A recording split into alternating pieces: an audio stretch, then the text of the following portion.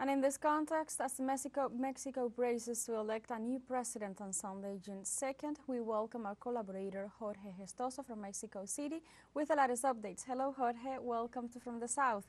What can you tell us as we are days ahead of the elections in the country? Alejandra, the National Electoral Institute was having a press conference this afternoon with some new highlights. They're confirming that, for example, what is considered that a official count of votes is going to take place, a preliminary count of votes is take place at 10 p.m.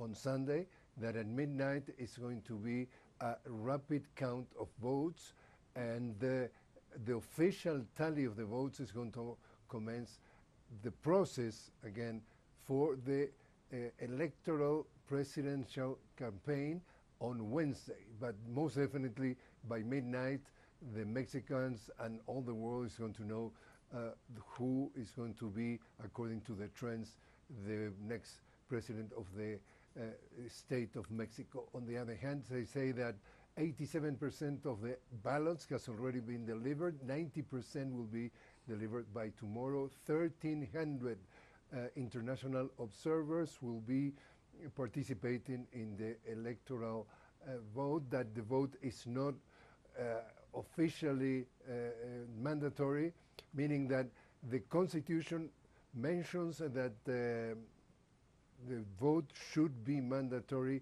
but in reality there's no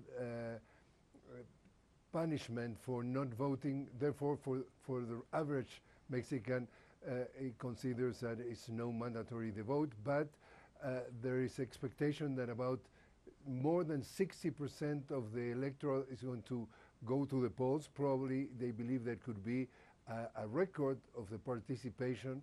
Also, there's another information that regarding to the ages, mostly women are going to be participating more than men, and most probably more young voters are going to be involved in this process.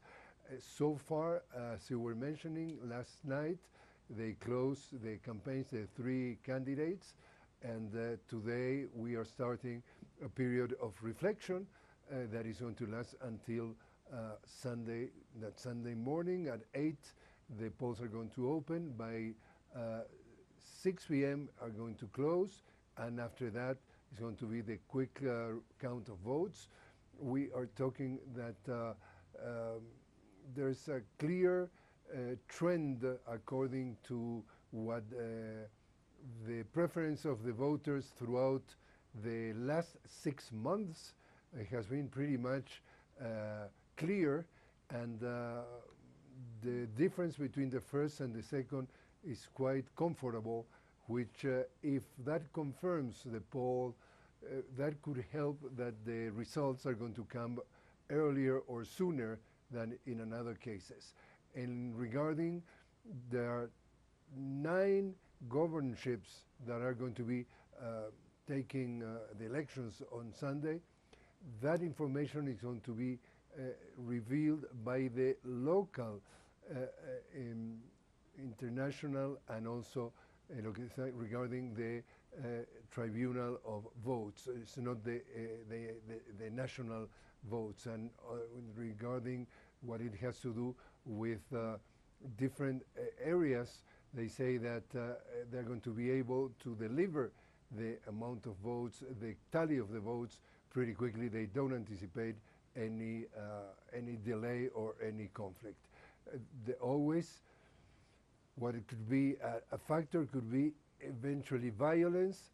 Even the last day of the campaigns, the day of the closing of the campaigns, of the 3 campaigns, there were 2 candidates that has to do with, not with the presidential candidates, but candidates in another areas of the country has been assassinated, and throughout the campaign, 29 candidates has been assassinated. So violence has been present very much in this campaign.